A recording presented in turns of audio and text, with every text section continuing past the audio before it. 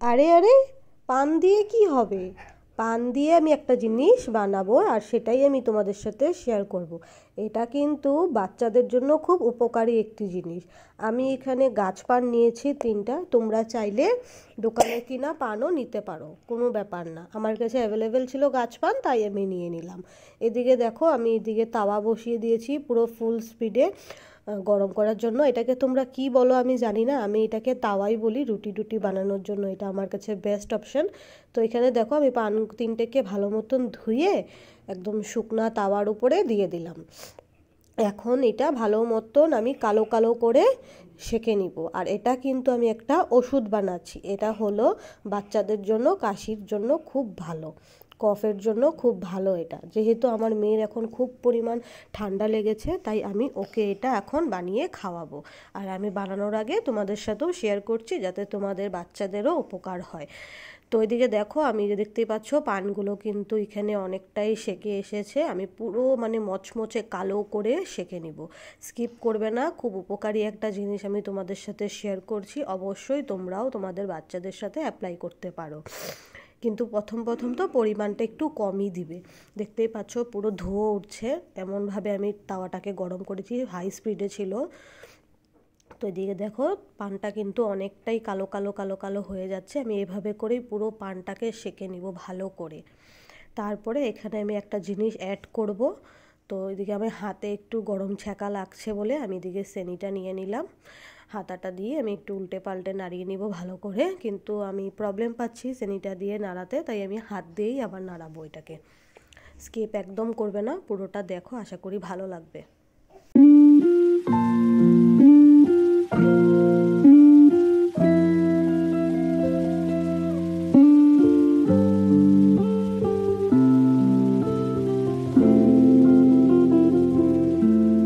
দেখতেই পেলে আমার পান শেখা পুরো কমপ্লিট। এখন এটাকে একটা থালের উপরে আমি নামিয়ে নিলাম। দেখতেই পাচ্ছ পুরো মচমচে হয়ে গেছে। এখন এগুলোকে আমি হাতের সাহায্যে মেল্ট করে নিব, পুরো ভালো করে গুঁড়ো করে নিব। তোমরা চাইলে শিলনোড়াতেও বাটাবাটি করতে পারো, অথবা মিক্সার গ্রাইন্ডারেও পেস্ট করে নিতে পারো, কিন্তু আমার এখানে দরকার পড়েনি দুটার মধ্যে কিছুরই। আমি হাত দিয়েই পুরো একদম পাউডার করে নিব, ভালো মতন চটকিয়ে হাত দিয়েই পাউডার করা যায়, কিন্তু এখন তোমাদের এটা ইচ্ছা। দেখলে এই যে ভালো করে আমি দেখিয়ে দিচ্ছি, দেখো কতটা মিহি করে আমি হাত দিয়ে গুঁড়ো করেছি। এভাবেই তোমরাও গুঁড়ো করে নিবে। এখন এটাকে আমি একটা কাচের বয়ামে রেখে দিব। এটা এভাবে করে তোমরা সবাই 1 উইকের মতন স্টোর করতে পারো। আমার কাছে এই যে একটা ছোট্টই কাচের বয়াম ছিল অ্যাভেলেবেল, তো আমি এটার ভিতরেই রেখে দিয়েছি। এটাকে এভাবে 1 উইকের মতন স্টোর করে রাখতে পারো, আবার শেষ হয়ে গেলে আবার বানিয়ে নিতে পারো। আর আমি এখানে একটা ছোট্ট স্পুন নিয়েছি, বেবি স্পুন যেগুলো হয়, এগুলো আমি দেখিয়ে দিলাম। এখন এই স্পুনের আমি 1 স্পুন মধু নিয়েছি, ডাবার হানি নিয়েছি। তোমরাও পরিমাণটা ভালো মতন দেখে নিও।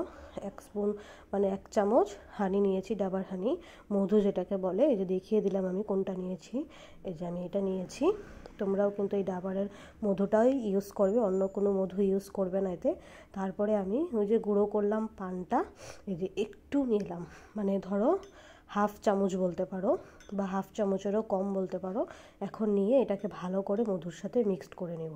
একদম ভালো করে মিক্সড করতে হবে, যাতে কোনো রকম দানা না থাকে, ঠিক আছে? ভালো মতন মিক্সড করে এখন চলে যাই মেয়ের কাছে। দেখি মেয়ে এটা ফার্স্ট টাইম খাবে, আমিও এটা প্রথমবারই বানিয়েছি, কিন্তু এটা বহুত উপকারী একটা জিনিস। তোমরাও কিন্তু অবশ্যই ট্রাই করতে পারো। যে মেয়ের কাছে এনে দিলাম, মেয়ে নিজে নিজেই খাবে, দেখি মেয়ের রিয়াকশান কীরকম হয়। কিন্তু বাচ্চা মানুষ তো, মুখের মধ্যে একটু পান পড়লে একটু উটকিয়ে আসে, কিন্তু প্রথম প্রথম ওর খুব ভালোই লেগেছে খেতে। ওই যে ওর রিয়াকশান দেখো, মিষ্টি মিষ্টি ছিল। এই যে ওর তো প্রচণ্ড পরিমাণ ঠান্ডা লেগেছে, ওকে দেখলেই বুঝতে পারছো ওর চোখ মুখের অবস্থা কী হয়েছে। তারপরে যখন সেকেন্ড বাইট যখন নিল, তখন ওর একটু উটকি এসেছে, বিকজ যে পানগুলো মুখে পড়ে তো তার জন্যই, আর একটা গন্ধ থাকে পানের, তার জন্যই। কিন্তু ও খেয়ে নিয়েছে পুরোটাই।